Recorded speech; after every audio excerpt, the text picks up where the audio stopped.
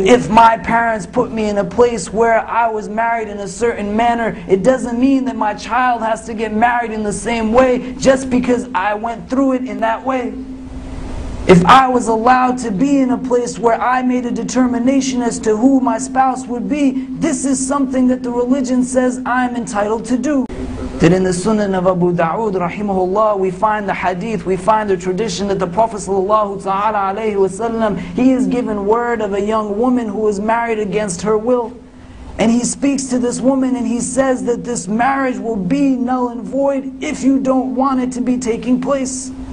Because you can't get them married without their consent. It is not allowed, it is not allowed. Forced marriage is something that is haram.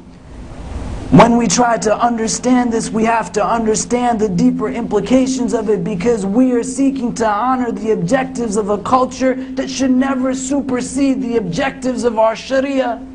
And when we force somebody to get into a relationship that doesn't make sense for them, we are just perpetuating cycles of misunderstanding in households that are not very healthy.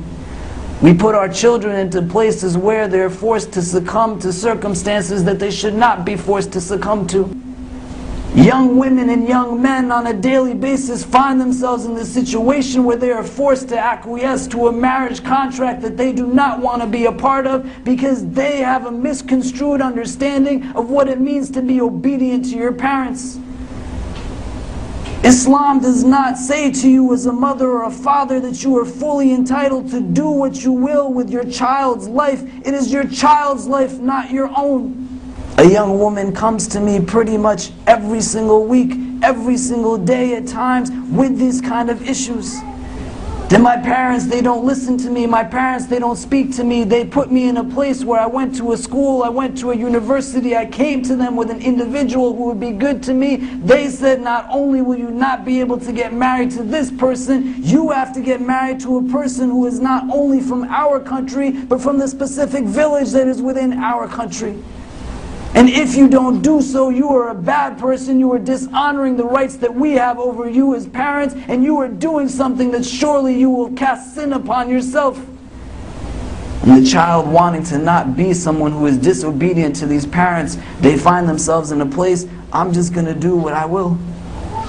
And they find themselves then in a place where they are not connected to the person who they are now sharing a bed with, who they will now be bringing children into the world with, who they look to as a means of support, a means who will be someone who will be there for them when no one else is there for them. They don't even know how to talk to one another.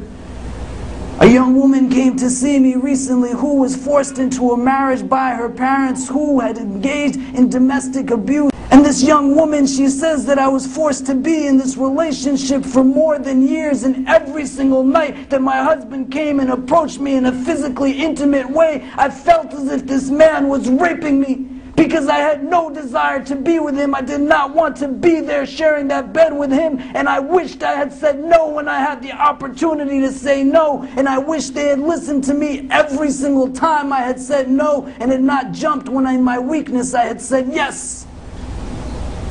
Don't do that to your children. Don't set them up in that way. And if you are in a place where you are trying to understand your own marital pursuits, don't say yes to a marriage that you do not want to be a part of. You cannot sacrifice your happiness in that way. In the hadith, we have a woman by the name of Qayla bin Makhrama. This woman, she narrates hadith that we find in the book of Abu Dawood rahimahullah. And this woman, she has a story that is associated with her, that when her husband passes away, she has several daughters who are not wed. And her husband's brother, he seeks to take seeds of these young girls and get them married to people that he thinks they should get married to, not people that they want to marry on their own. And so this woman, Qayla, it is said that she takes her youngest daughter, she is able to grab her and run from the situation, and she goes and seeks out the Prophet ﷺ in Medina. And on her way to Medina, it is said that this man, her brother-in-law, begins to catch up to where she is. When she gets to the outskirts of the city, a struggle ensues, and he takes the child back with him so that he can do with her what he wants to do, get her married against her will. This woman Qayla, it is said that she comes with a delegation into the city of Medina, and she goes into the masjid at the time of the Fajr prayer the next day. And as she sits, she is given the opportunity to speak to the Prophet ﷺ. And when the beloved of Allah ﷺ hears what has happened to her and what is happening to her daughters, he says that we should not oppress Qayla and her daughters and force them to get married against their will.